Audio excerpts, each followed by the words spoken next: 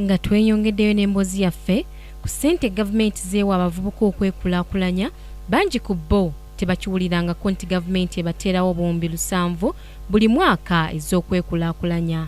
Ate abamu bagamba baziwulirira mu ŋŋambo. Sinza kugamba nno zimanya nzimanyi kuba mpulire nganze naye siddangako ne mmanya mbuno bakati ssente zituyambye kino oba zituyambye kino, mpulire ku leediyo mbu ate ssente z'abavubuka batuweereza ssente, kuba nze ndi muvubuka sirigamba nti oba ndi mukadde. Tuwulira nti zibeereyo mu masabu kawunti wa mu headquarters za district, naye nze nganze sizirabangako. Abavubuka be tusobodde okwogerako nabo bagamba bagezaako okwewandiisa okufuna ssente zino beekulaakulanye ne bayita n'emitendera gyonna egyetaagisa, wabula nga naguno gwaka tebazifunanga era nga bo bazifuuwa mu ng'ombe. Batugamba mulimu ssente ezigenda okugeza abavubuka twewandiise ne tuwaayo omutwalo tuwendeze empapula ezigenda no ku State Council kugombolola.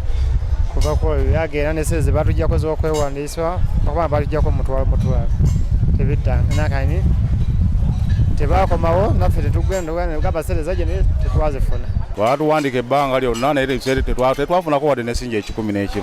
Abavubuka bano beemulugunya ku mitendera egiyitwamu okufuna ssente zino, wadde nga ziteekebwa ku ggombolola zirimu okubuzaabuza kungi nga n'oluusi oba weetaaga okusasula enguzi okufuna ssente zino. Bano bagamba ne be baziwa okuzibatuusaako bazibulankanya. Tubulira bulizi tuzimanyi ani azireeta, zisibirawa, zikola mulimo ki, zikoma ku okwogera bwogezi, naye tutumanyi ssente ziragawo.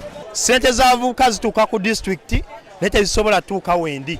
Nkoze ntyo zifuna. Mu mbalirira y'eggwanga ey'omwaka gw'ebyensimbi 2013-2014, gavumenti yateekawo ssente z'abavubuka ez'okwekulaakulanya eziteekeddwa okubagabirwa mu disitulikiti ez'enjawulo okusobola okubaggya mu nvuba, nga abavubuka 17,000 be baakafuna ku ssente zino. Samla Hanifa ne Sarah Basirika, KTV, amalindirire.